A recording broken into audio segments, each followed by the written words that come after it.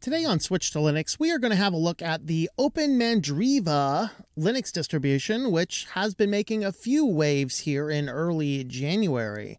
Let's go ahead and talk about why that is, and then we will spend a little bit of time installing the distribution on virtualization and seeing what it has to offer, and talk about installing software and getting yourself all set up over there.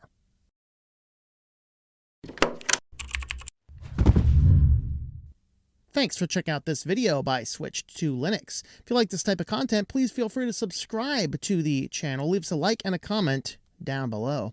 Of course, today we are going to be talking about OpenMandriva.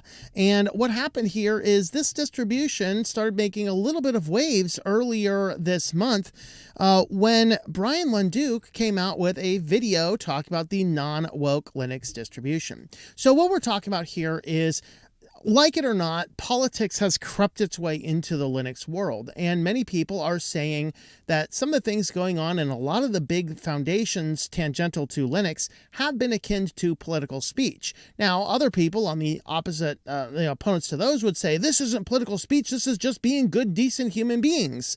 And the reality is, I myself have found myself on the bitter end of that nonsense when literally all I do is talk about this with occasionally throwing out a random opinion. But the fact of the matter is, we should be able to have our own individual opinions as we are going through things.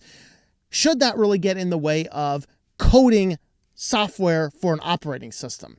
And some people are saying it should make a big difference. Some people are saying it shouldn't make a big difference. And I'm just kind of here saying, you know what? Let's look at Linux and teach everybody, regardless of who they are and what they think, what they believe, Linux. And if we can all just get on the same page with that and say we're focusing on the code, let's not worry about anything else, then we should be in good place. So OpenMandriva came out and basically said that we are intentionally pushing back against any of this political insertion into the field of Linux. So Brian Lunduke did an excellent video here, and you should check out this particular video, and it is making a little bit of a difference. The OpenMandriva forum over here, there's people saying, hey, came here from Lunduke, just want to say hi. Lunduke just posted a video about OpenMandriva, and there are a lot of us over there on the site downloading it now, and a lot of viewers on YouTube are doing this as well. Been a long-time user of Tumbleweed and downloading Rome now. Of course, Tumbleweed is OpenSUSE. They are fully involved in this, whereas Rome is the OpenMandriva version, where, like Tumbleweed, OpenSUSE Tumbleweed is a rolling distribution, as Rome is a rolling distribution. So there's just a lot of this over here, and mostly it's simply people talking about wanting to come over here. Why are people making this change? Because we are sick and tired of coming to a Linux distribution and being lectured because of what happens to be in our pants and what color of skin we have. The reality is, yes, some Linux distributions are having a problem with that. And some people are just here to run their computers, and that's what OpenMandriva has come out and basically said we are doing. We're like, all we care about is the code. That's it. If you're good at coding, we don't care what your proclivities happen to be or anything else about you. If you're good at the code, we want you on the project. Now, this is causing a little bit of a resurgence where a lot of people are checking out this distribution. And, I don't want to get political one way or the other. I just want to see how this distribution works. Is this something I could use on my day-to-day operations running the work and the business that I do? And so I wanted to go ahead and download a copy of it. Am I likely to switch to OpenMandriva, ditching every other Linux distribution? Probably not at this time, but if people are intensely vehement against certain positions and it starts to impact the code, that's the point I care about. Does it impact the code? In some instances, look at Elementary OS. I can't get the thing installed on real hardware, and I'm not the only one. Sure, a few people have gotten it to install the latest version of Elementary, but they are also one of the forefront of leading this politically charged Linux distribution, and their code base appears to be suffering. As long as the code is good, I don't care. I use Endeavor OS on my media PC. I'm using Linux Mint on the laptop I'm recording this on. I use Linux Mint on my full streaming development system and on one of my other laptops. I'm using MX Linux on my Raspberry Pi 5. I use Open Media Vault on my NAS. I use pfSense on my router. So I use a variety of different distributions. I care about the quality of the code. And so if the quality of the code is good, I lean towards it. If the quality of the code is not suffering from what I'm already using, I'm not likely to make a solid switch right away. But if I were to go out and buy a new computer and we're starting fresh with something, would I consider OpenMandriva and putting it on there? Absolutely, I would. And so that's why I wanted to have a look at this distribution. So looking at their website, they do have, just like OpenSUSE has their Tumbleweed and what do they call the other one? I forget what the other one's called, but it's the rolling and the point release. Just like that, OpenMandriva has Roam, which is a rolling release, and they have Rock, which is their stable point release. And they also have an Edge one, and I mentioned what that is in the video, because you can hot swap between them in the distribution, which is pretty cool. So you can go over here and hit the download button, and then this is going to take us Cooker. That's the Edge one. This is the development branch. So we have Rock. So if you just want something that's rock solid and stable, and it's not really going to make a lot of changes, that's cool. Or if you want to do Roam, this is more like Arch. It constantly moves. And then there's Cooker, which is the development. There are some community alternative spins, and there are server images as well. So looking at the spins, we have GNOME, LXQT, Cosmic, XFCE, Mate, Cinnamon, and Budgie. I might be more inclined to try out the Cinnamon because the official one, which is based on Plasma, and I think they also have one, I think, based on GNOME as well. No, it looks like their officials are Plasma and Slim. I thought they had a GNOME official as well, but apparently they don't. I like Plasma. It's one of the desktop environments I like, but I like Cinnamon better. So I'd be doing that. You can go ahead and hit the download button on SourceForge, and you can jump over and hit your get started and then walk through and then decide what you want to do. So we have SourceForge and we have torrent and downloading from archive.org. They have information about verifying it and testing it out. I'm actually going to be testing this out over on Linux Mint on boxes, and we're going to go ahead and look at that right now. And at the time I installed this and had a first look, I have never looked at it, never seen it, never even researched anything. I downloaded the distro and went on with it, so you'll be able to get a chance to see what that's going to be. So we'll come back for a wrap-up at the end. We'll do our first test here looking at GNOME boxes. So we will install from a file. And I have this down in my downloads, and I got to clear my downloads out. Let's do it with OpenMandriva. All right, so memory, 2's not enough. Let's go ahead and give this guy 6. The whole computer has 16 gigs, so I can do 6. I could probably actually let's do 8. That looks good. Let's we'll bump the storage up. Let's do 30 on the storage. So let's go ahead and hit push our create button now, and see if this is easy to use or not. So here we are. We have OpenMandriva LX live mode. We have our language selection, keyboards. Let's go ahead and start in live mode here. Hit this. Let's go with that. That should go full screen. And then as soon as we get some screen options there, that top bar should disappear. We have a nice splash screen indicating it's loading. All right, so now we have a welcome screen here. We have info and resources. We can install. We have our welcome screen. Let's have a brief look at our welcome screen over here. Here's the features. So it's giving us the kernel, 6.12. We're doing Plasma, 6.2.4. We have the latest, I'm guessing, of LibreOffice. I'm not up on exactly which version that is. There's a repo selector. There's an update configuration, bug reports, fresh packages, and automatic build farm. Okay, looking at configure options here. We have a system update, configure network, update configuration, install a guest account. So a lot of the things we find inside of configuration for your system. Hardware, we have NVIDIA drivers in the event you have an NVIDIA system. That's nice. Here's our software, DNF Drake, so Yum Extender, find additional applications, and a repo picker. For our desktop, we have themes, icons, fonts. And under security, we have a firewall, passwords, and keys. Applications. So here's some extra applications. See, install. Okay, these ones are applications they're suggesting for us. So there's ebook options there. A few other options. I've never tried HomeBank. I should play around with HomeBank, see if that's a useful one. I've done K My Money before. So full range of software here. Let's see. We have Telegram, Thunderbird. Okay, I was like, there's no browsers in there. Oh, browsers is its own separate tab. We have Brave, Firefox. All right, Yandex, Chrome, Vivaldi, Edge, Angelfish. So the whole range of browsers from your good privacy focused all the way up to your, why the hell is this on here? But hey, for people that need them, they have them there. Multimedia, you can do codecs over there. So that kind of tells me that some file formats may not play out of the box. You might want to install those if you need to. There's development, there's some utilities. So a lot of software in this, and I'm guessing there's going to be a lot more software that we can find as well. Those are just the most common applications that they have pulled out.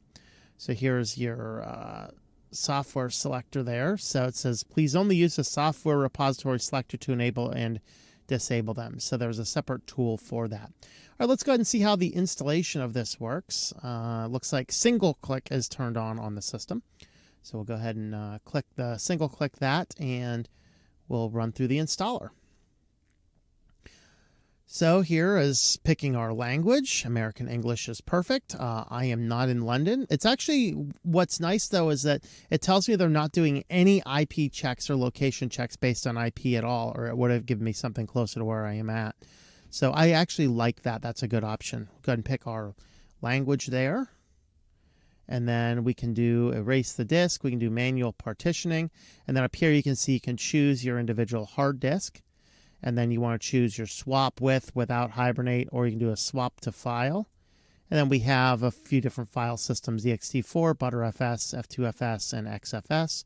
I'll stick with ext4 simply because that's what I use on most of my systems. I should probably start investigating and possibly switching to other file systems. I know ButterFS has some really nice features in it as well. You can encrypt it or leave it unencrypted there, and then you can also choose where your bootloader is at. So hopefully that would work, and if you had multiple ones.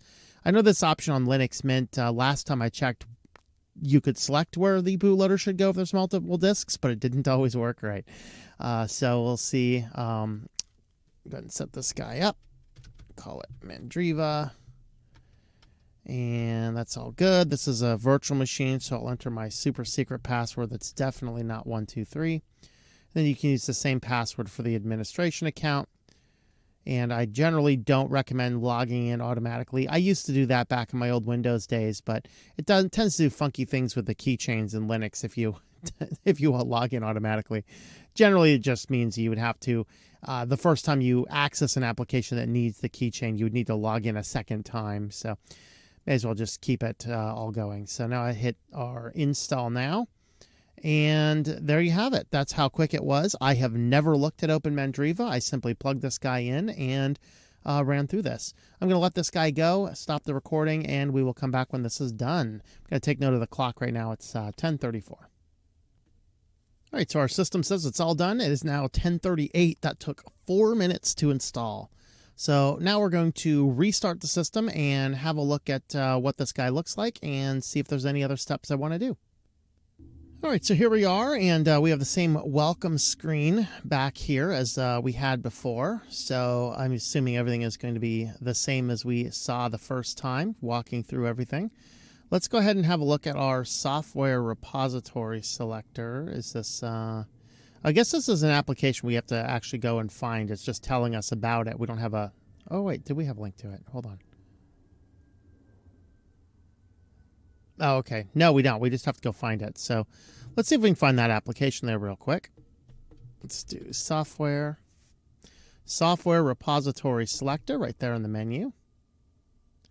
And let's see what the current settings are. Remember, there's a number of different settings for free options and non-free options and things like that.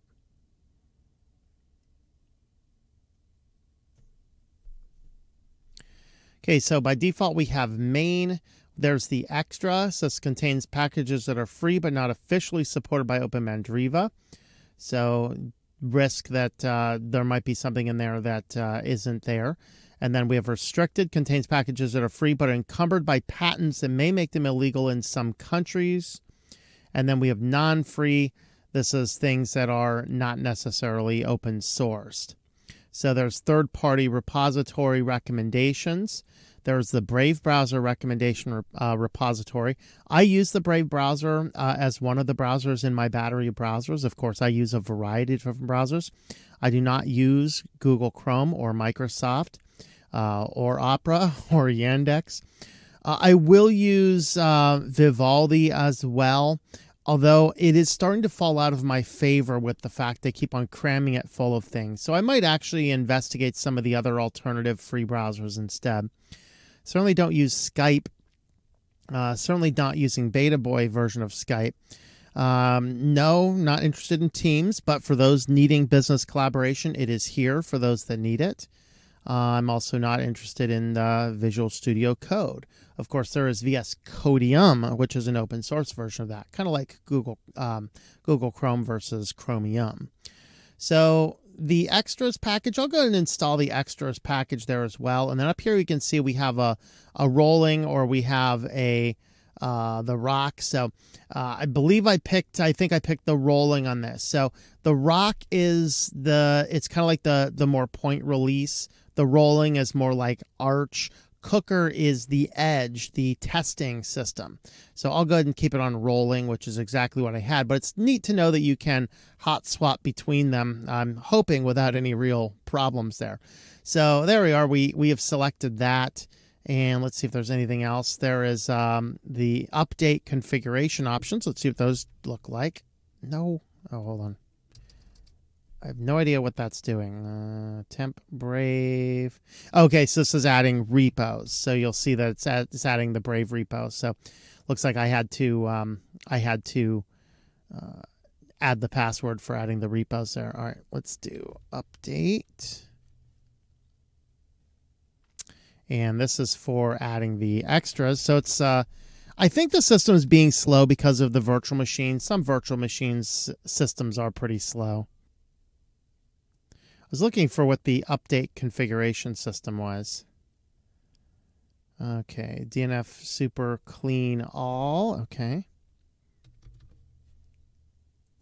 So one of the downsides that I'm seeing for new users is there are a lot of pop-ups, and if you don't know what they're doing, that could be intimidating and confuse people. But that being said, they're all things because we've changed some of the repos and things like this. There's a tool for configuring automatic updates. I'm not seeing that one anywhere, so I'll have to see if I can't find that guy. Okay, so that'll be right here under the system. You want to install update configuration. Okay, so this is a separate tool we would have to install separately. So this pop-up is because we are installing the application. So this allows us, I'm guessing this is going to allow us to make the changes. When do we want things to update? Do we want to do things automated or things like that? That's what my guess is we're going to see there. All right, so by default, we have the Chromium web browser. I would like to add Firefox and Brave. And if I can, I'm going to look into LibreWolf. I'm curious if Flatpak support is enabled. Let's do Flatpak list. That'll kind of tell me. Okay, so the sec that says Flatpak list doesn't give us any errors. It tells us Flatpak is set up and enabled, but there's nothing installed. Let's do snap list. Okay, so that tells me there that Snap is not installed. So it looks like I can use Flatpaks on the system out of the box. I can't use Snaps out of the box. The exact type of configuration that I would like to see.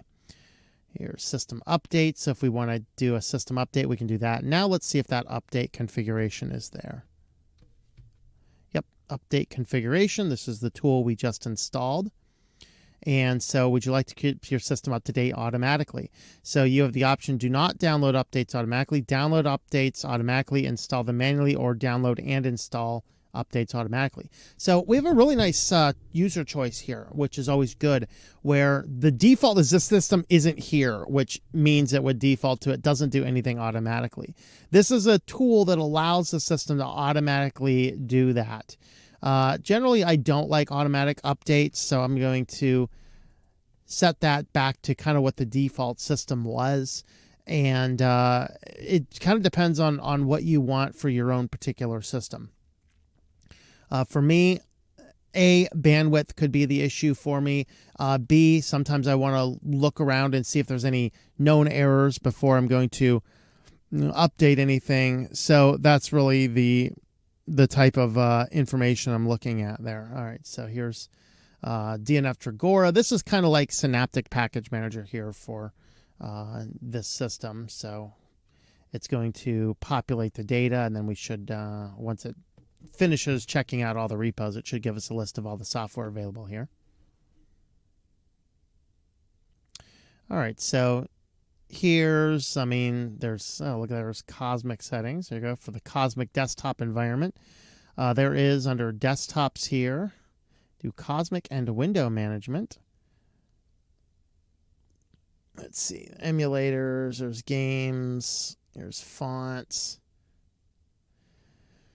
So you could search around and see what type of systems there are, what type of office suite. Let's see, there's LibreCalc, LibreCommon, LibreDraw. So it looks like the basic LibreOffice suite is installed by default.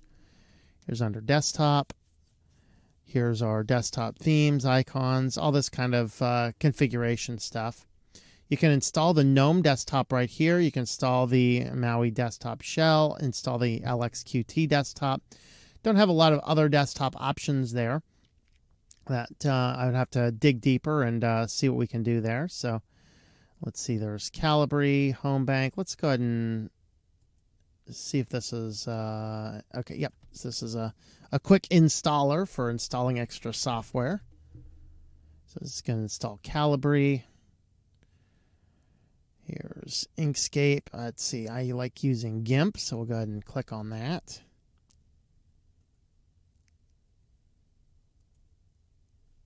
It might only allow us to install a single thing at a time. So on the first install, this might be something easier to do in the terminal if it's going to take some time to install everything. Go ahead and hit yes on the GIMP. We're going to have to hit our password on that.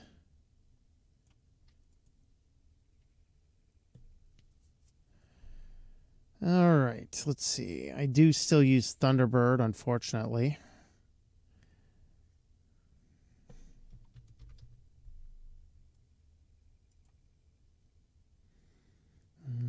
Under browsers, let's see, I do want to use Firefox. I am noticing you do have to click on the blue. You don't have any indication differences on your icon there, but you do have to click on the blue part of the name to get the system to install itself. Okay, Chromium is already installed. We'll do Brave.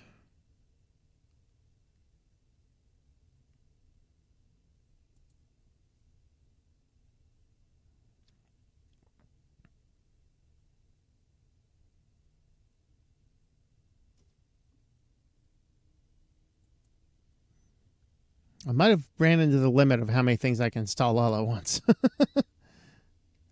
Not sure why we pulled up the repository picker again.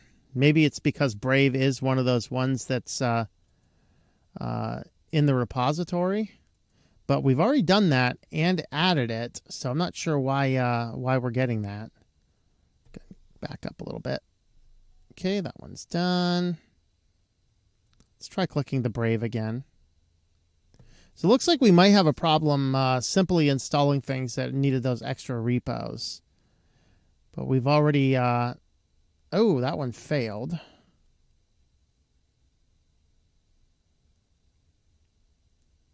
This is GIMP. Was that... let's see, which one failed?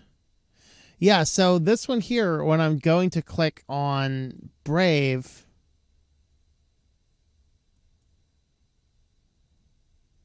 click OK that time. I'm not sure why it's doing that because we've already enabled that the first time. as you saw. And when I click on this, I have to install that third-party repository. Let's check out Internet. I'm not a fan of this particular menu they're using. We can change that, though. That's not a difficult thing to change. Telegram desktop is already installed. Weird. There's Kmail.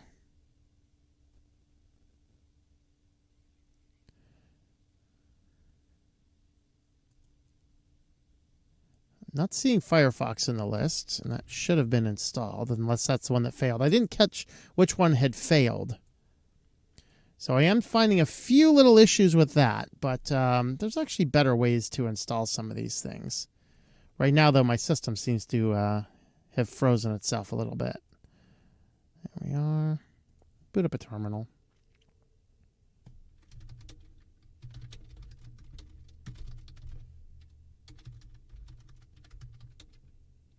I'm going to see if Evolution is in here. That's actually the one I use.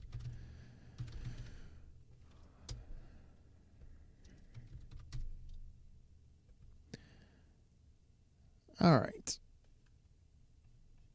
So it's going to install Bluefish, Evolution, and Firefox. I think Thunderbird might already be there. I think Firefox is the one that failed. So do we want to do this? It's going to total download size 57 megabytes. We'll hit yes. So there you go. This is actually the faster way to do it. If you didn't notice what I just did there, booting up the terminal. This is why we shouldn't be scared of using the terminal. It's actually very easy. I just typed in this command sudo, which does everything as a super user, DNF, install, and then with a single space separating them, I picked the packages that I wanted to install. Now, you'll notice in that list that it didn't do Thunderbird. Either that means Thunderbird is already installed or it's not in there. Let's have a look at our internet. Okay, yeah, Thunderbird's already installed, if you saw that. Okay, this menu drives me crazy. I do not like that menu choice. Here in KDE, you can hit Show Alternatives. Is right-click, Show Alternatives, and Application Launcher. I like this one a lot better. There you go. I like this menu a whole lot better. Easier to work with, easier to see, much more modern, searchable, much better menu. So I went ahead and make that change there. So it's right now it's downloading the packages. So it's on the last one. Now that it has downloaded everything, now it just needs to run through the process of checking everything.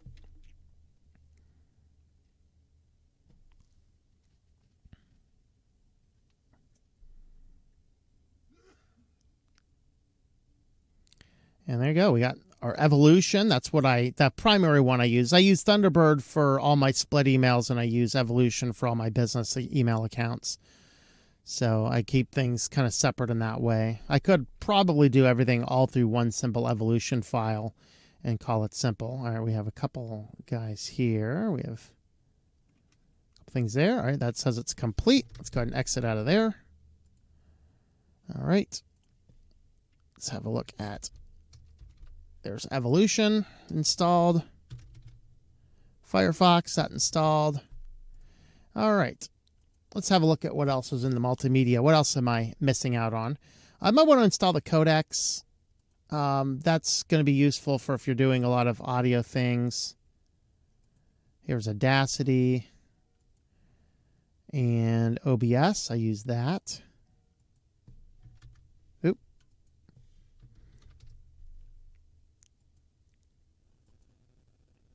We'll get one more prompt here for...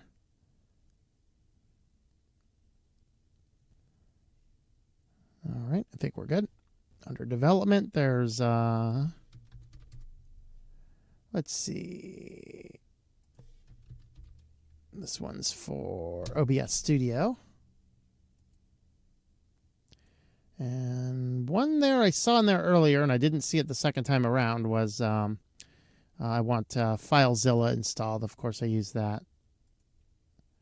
Let's see, that might be under Internet, it might be under Development, or it might be under Utility. There it is, that's what I wanted. Again, we could install that under our terminal as well. I'm just kind of showing you what you can do here from the GUI, from the welcome screen. All right, so there we have that. I think the other things we might want to do when you first boot into the system is you might look at, in my opinion, I don't like the single click to open things on the desktop. And that seems to be what everything is configured to. So what I'm going to do here is go into our system settings. And I got to remember exactly where that system setting is.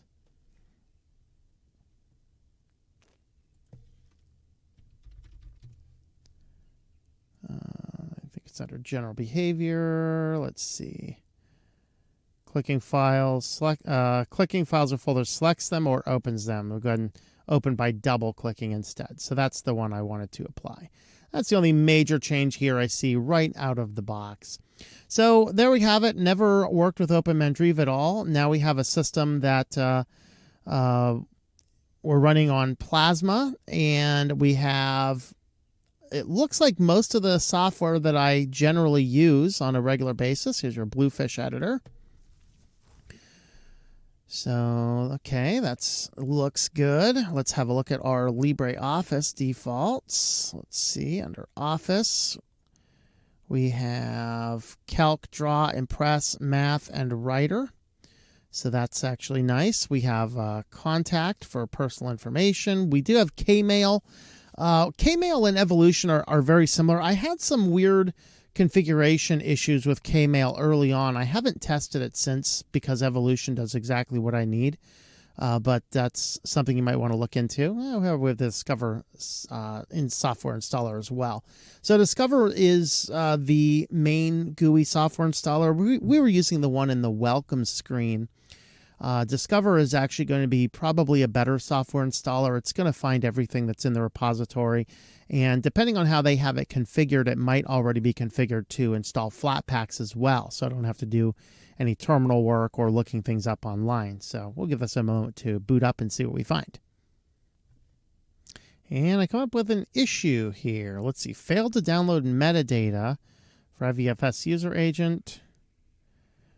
Okay, so it's not able to download things for the firmware updater application. So my guess is anything as far as firmware updates is not going to be in here. All the rest of the software should be. So that's what FWUPD is the firmware updater. Let's see what this error warning is here. See if we can get more information. So this is telling us we have a system upgrade. I'm not going to do this on a virtual box, although if we install this onto real hardware to test it out, that is certainly something I would do. And let's go ahead and I'm going to do a simple search. I'm going to look for Kdenlive here. And because this will tell me if they have Flatpaks enabled, we'll look for a couple different software packages. So this one's repository. Let's see what version we have. So 230852.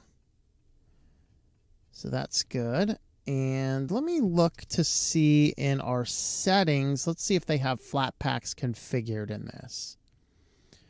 For those that like those. So FlatHub, it does say is configured. So these are all the different software repositories in here. And we have a lot of different stuff in here. I would have to do a little bit of investigating to see what each one of these are. You'll see some of those are checked. Those are probably based on the ones that we have. Let's look at Audacity, which we've already installed Audacity, but I want to see if it shows us the FlatHub version of it. I can't remember if there's a Flatpak version of Kdenlive or not, but I know there is of Audacity. Go home. Audacity. So here you'll see that we have a couple. This one is the repository version. And this is the one that we've installed earlier. See, we're at 371. And if we back up to that, you'll see a second. Oh, that's Audacious. I'm sorry. Let me see if we can find the Flatpak version. Oh, this is from OpenMandriva, and here's from FlatHub. It's up at the top. I forgot where it was. So here's the same exact version in each instance. So telling us that OpenMandriva does have the latest software updates there as well. So any software you might want to check at the top. LibreOffice is another one. LibreOffice is going to be installed by default. You see this one here is the Flatpak. This one here is the repository version. And so any software that's installed, you'll be able to see. You'll see where it is there. So. All right, let's see. Okay, we've covered about everything here. So we have a very nice, easy to use system, and it installed nicely on a virtual machine, and we were able to get some updates done. We looked at the installing applications through the terminal, through the Welcome Center, and through Discover. We looked at what is already here, and to be honest, it looks like a very nice, usable system. I don't know, maybe this might be something we spin up on real hardware and test out for a little bit. Let me know if that'd be a fascinating thing to try. And there you have it. We have OpenMandriva. Looks like a nice little system to do. And we'll wrap up with some closing thoughts here. So there is our look at OpenMandriva. So I would encourage you to download a copy, have a look, particularly if you are frustrated with a lot of the political talking points entering into your Linux distributions. This might be a great distribution for you to have a look at. And maybe if you're getting ready to test out a new daily driver or buy a new computer or just looking for something different, this might be a very good, logical place to go. So leave us a like and a comment down below. Subscribe to the channel if you've not already done so. And I hope that you enjoyed this video about switching to Linux.